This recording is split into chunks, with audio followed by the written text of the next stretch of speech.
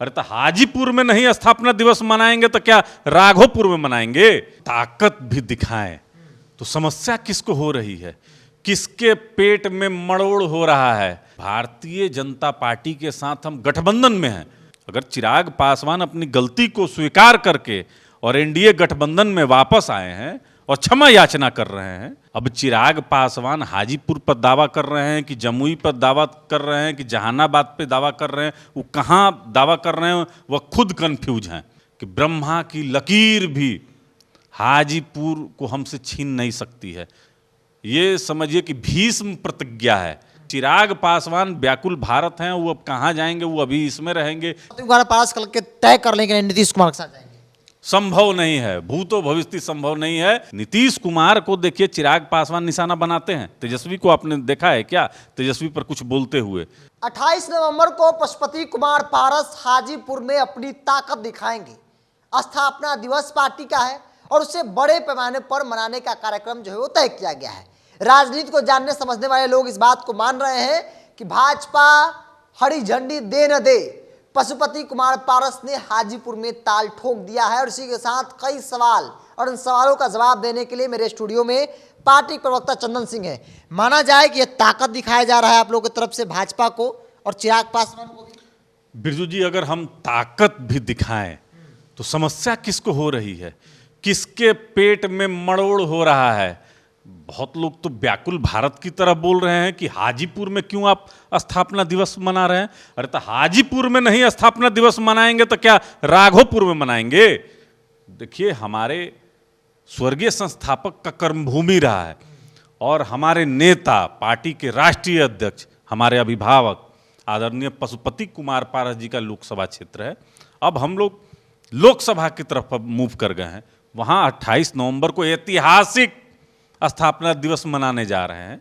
तो ये हमको नहीं लगता है कि कोई विवाद का विषय है। स्वर्गीय रामविलास पासवान जी की भी यही इच्छा थी कि हम लोग को अब लोकसभा वाइज ही सब जगह करना चाहिए। ये बहुत पहले से सोचा विचारा हुआ था। आपको नहीं लगता है कि भाई हाजीपुर में कभी रामविलास पासवान ने पार्टी का स्थापना दिवस नहीं मनाया, आप लोग मना रहे हैं? भाई एक नया बात सामने आया है।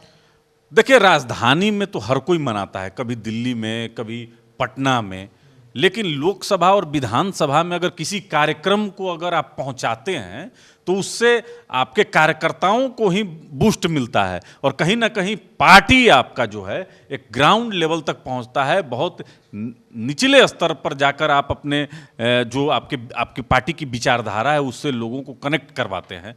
तो ये उस विषय पर पार्टी काम कर रही है कि हमको ज़्यादा से ज़्यादा युवाओं को इसमें जोड़ना है और उसी पथ पर हमारे नेता आदरणीय पशुपति कुमार पारस जी चल रहे हैं। हाँ, बहुत लोगों को इस पर आपत्ति है, लेकिन अब जिसको आपत्ति है उस पर हम लोग तो कुछ कह नहीं सकते हैं। अभी भी आप लोगों को लगता है, चूंकि प्रधानमंत्री मोदी ने चिराग पासवान का नाम लिया खुले मन से कि भाई भारतीय जनता पार्टी आप लोगों को ज़्यादा प्राथमिकता देगी, अभी भी उम्मीद है कि हाजीपुर सीट आप लोगों को देगी?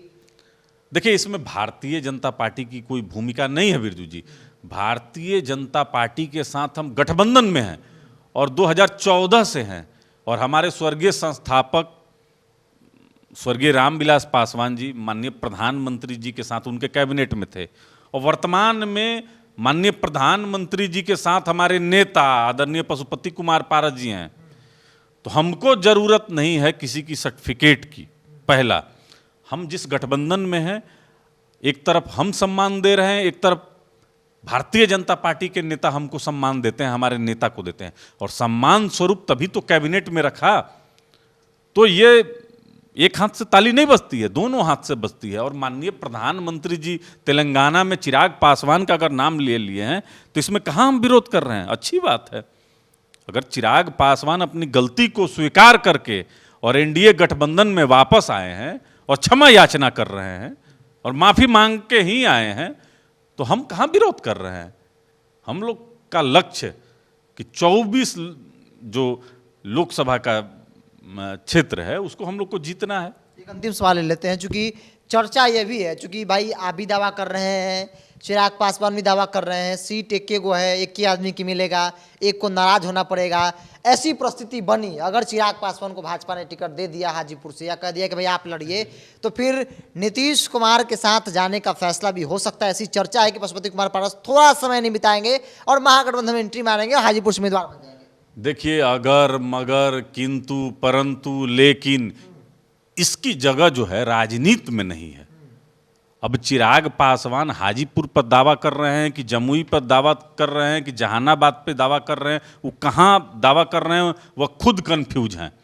और हमारा स्पष्ट है, क्योंकि हाजीपुर किसी भी कीमत पर, मैं पहले भी आपसे कहा है कि ब्रह्मा की लकीर भी हाजीपुर को हमसे छीन नहीं सकती है। ये समझिए कि भीष्म प्रतिज्ञा है कि इसको हम लोग से कोई छीन नहीं सकता है और सीटिंग पर गेटिंग होता है। मैंने अभी आपसे कहा कि संबंध एक तरफा नहीं होता है और हमारा जो प्यार है भारतीय जनता पार्टी के साथ वो एक तरफा नहीं है, हमारा दोनों लोग का है। आपस में संबंध, सहयोग, प्यार, मोहब्बत, समर्पण।